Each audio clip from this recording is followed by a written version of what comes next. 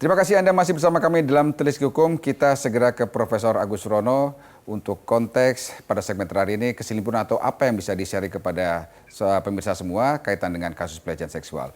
Prof, apa yang harus disiapkan dalam konteks bila dia, kalau bicara kekerasan seksual dalam artian kontak fisik, sudah jelas si korban harus memberanikan diri melakukan visum. Nah, bagaimana dengan kekerasan atau pelecehan seksual dalam konteks verbal atau konteks lain seperti yang terjadi di beberapa waktu belakangan ini? Apa yang harus kita siapkan? Jadi pertama begini, pertama si korban itu harus membuat kronologis kejadiannya, ya. Katakanlah di mana tempat terjadinya suatu tindakan pelecehan itu, kemudian kapan itu terjadi, kemudian siapa saja yang diduga ada kaitannya atau melakukan satu tindakan-tindakan pelecehan seksual tadi, ya. Kemudian yang penting juga adalah bagaimana menyiapkan katakanlah saksi-saksi yang kira-kira mendukung apa yang sudah dilaporkan atau apa yang akan dilaporkan oleh si korban tadi, ya, pada aparat penegak hukum tentu. Nah, selain saksi tentu ada bukti-bukti yang lainnya, ya. Bukti itu kan ada bukti yang keterangan saksi, ada juga bukti surat. Bukti surat di sini bisa juga dokumentasi, ya, foto-foto dan seterusnya, atau bukti-bukti elektronik itu bisa juga dijadikan sebagai bukti. Nah, sehingga ketika itu minimal 2 alat bukti itu, maka kemudian itu bisa dijadikan sebagai dasar untuk melapor kepada pihak aparat penegak hukum, dalam hal ini adalah kepolisian. Dan kemudian tentu kepolisian harus memproses itu. Nah, bicara 2 alat bukti, Prof. Apakah 2 alat bukti yang berupa hanya keterangan dari 2 orang yang berbeda terkait kasus yang akan dilaporkan itu cukup? Jadi memang di dalam kaitannya dengan kasus, dikaitkan dengan alat bukti itu, memang satu alat bukti yang namanya keterangan saksi itu belum bisa dikatakan sebagai satu alat bukti. Artinya saksi ini adalah minimal harus ada 2, ya, minimal harus ada 2. Nah, kemudian alat bukti yang lainnya tentu bukti elektronik dan lain-lain itu. Nah, kalau keterangan bisa berlawanan itu tidak ada masalah, Pak. Nanti tinggal ditambahkan lagi, kan, biasanya begitu. Biasanya kan korban juga akan mencoba mencari minimal 2 saksi yang mendukung apa yang dia sampaikan atau apa yang dia laporkan.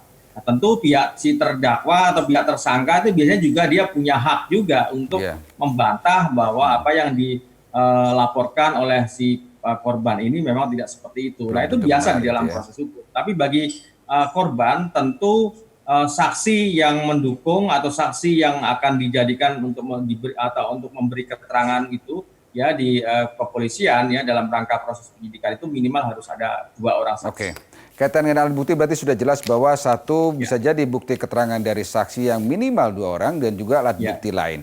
Nah, bicara hal ini, Prof, apakah alat bukti yang disodorkan oleh korban terhadap kepada kepolisian atau penyelidik, apakah ini juga berarti menentukan pola hukum yang akan diterapkan nantinya, termasuk pasal-pasal atau produk perundangan hukum yang akan diterapkan nanti?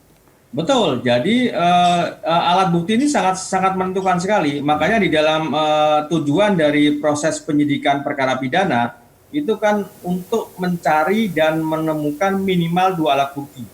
Dan dengan minimal 2 alat bukti tadi, maka kemudian baru penyidik menetapkan tersangkanya, kan begitu. Dalam proses penyidikan kan goalnya adalah ada 2. Satu adalah untuk mencari dan menemukan minimal 2 alat bukti, dan kemudian dengan 2 alat bukti tadi maka kemudian ditetapkanlah tersangka yang melakukan satu tindak pidana pelecehan seksual tadi. Baru kemudian setelah itu di proses selanjutnya, ya, setelah hasil penyidikan itu dibuatlah BAP, berita acara pemeriksaan, kemudian dilimpahkan ke kejaksaan untuk diproses penuntutan, dibuat surat dakwaan namanya. Kemudian setelah surat dakwaan, ya, dibuat dan kemudian dirasa cukup dengan alat bukti yang ada, maka kemudian dilimpahkan ke pengadilan. Tentu proses BAP ini juga disertai pasal-pasal mana saja yang disangkakan kepada si pelaku tadi. Konteksnya tadi bila misalkan perdamaian sudah berjalan, namun kan juga perlu harus diteliti apakah perdamaian ini karena intimidasi atau tidak. Bagaimana kita bisa memastikan bahwa proses perdamaian antara pelaku dan korban itu bisa berjalan dengan semestinya? Ya, tadi saya sudah sampaikan bahwa perdamaian itu tidak menghentikan atau tidak serta-merta menghentikan proses hukum yang harusnya dilakukan ya oleh aparat penegak hukum terhadap si pelaku tindak pidana pelecehan seksual. Nah, dalam proses hukum tersebut, meskipun dilakukan upaya perdamaian di antara para pihak, nanti dalam pemeriksaan di pengadilan, hakim akan mempertimbangkan hal itu ya. Oke. Katakanlah ada satu alasan pemaaf atau ada hal yang memaafkan terkait dengan perbuatan si korban itu dijadikan sebagai pertimbangan untuk meringankan hukuman yang nanti akan dijatuhkan oleh majelis hakim saja. Jadi Ini bukan berarti kemudian untuk kasus-kasus semacam menghentikan ini, proses Prof. hukumnya. Apakah kasus Ya. semacam ini bisa kita masukkan dalam delik umum? Iya, ini kan memang delik biasa. Ini kan Bukan delik biasa, aduan ya? tidak yang dalam yang katakanlah apalagi kalau tadi saya katakan ada ancaman intimidasi ya, ada ancaman itu masuk dalam pelanggaran tindak pidana yang baru. Ya, perbuatan yang tidak menyenangkan gitu ya. Itu malah dia kena pasal pidana yang lainnya lagi kalau memang itu terjadi seperti itu. Oke. Nah, kalau gitu apa, Dok, yang mesti Prof, yang harus diperhatikan oleh para pelapor kaitan dengan kasus ini agar kasusnya bisa berjalan sampai konteks titik keputusan sehingga tidak ada celah bahwa keputusan ini bisa berubah menguntungkan si pelaku. Apa yang harus diperhatikan oleh para pelapor? Ya. Pertama kan begini, pelapor yang paling penting ketika kemudian pelapor sudah memberikan kuasa kepada pihak tim kuasa hukum, apakah itu melalui LBH dan lainnya, maka percayakan kepada tim LBH itu.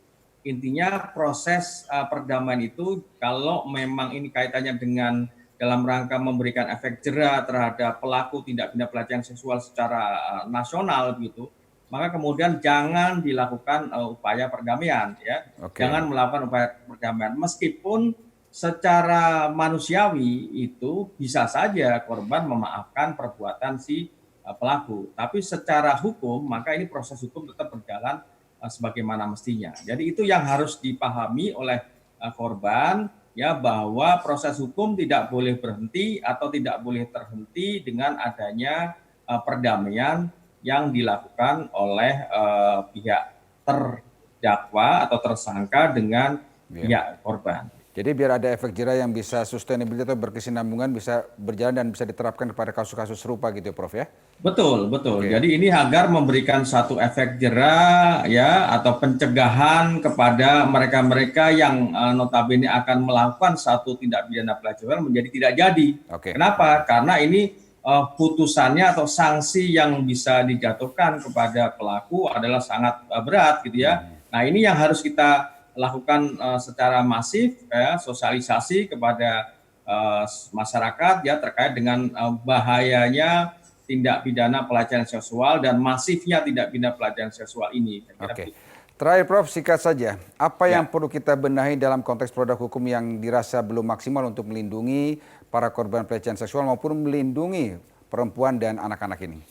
Ya, kesimpulan saya dalam akhir diskusi kita malam ini gitu ya, itu adalah ya segera diundangkan rancangan undang-undang tentang penghapusan kekerasan seksual. Itu segera dibahas dan kemudian segera diundangkan karena itu sangat penting untuk memberikan satu perlindungan kepada korban pelecehan seksual. Baik wanita, anak maupun juga pria yang terkait dalam hal ini ya. Betul. Baik, Profesor Agus Surono, terima kasih atas perbincangan kita malam ini. Sangat mencerahkan. Semoga apa yang diinformasikan Prof tadi bisa membuka wawasan dan juga menambah pengetahuan baru bagi para pemirsa Nusantara TV. Terima kasih Prof, sehat selalu. Amin, terima kasih sama-sama. Baik. Dan pemirsa Televisi Hukum, demikianlah perbincangan kita dalam Televisi Hukum kali ini dengan tema konteks pelecehan seksual bersama pakar dan juga akademisi hukum Profesor Agus Surono SHMH. Saya Oki Zainupri mewakili seluruh kerabat kerja yang bertugas mengucapkan terima kasih atas perhatian Anda. Selamat malam dan sampai jumpa.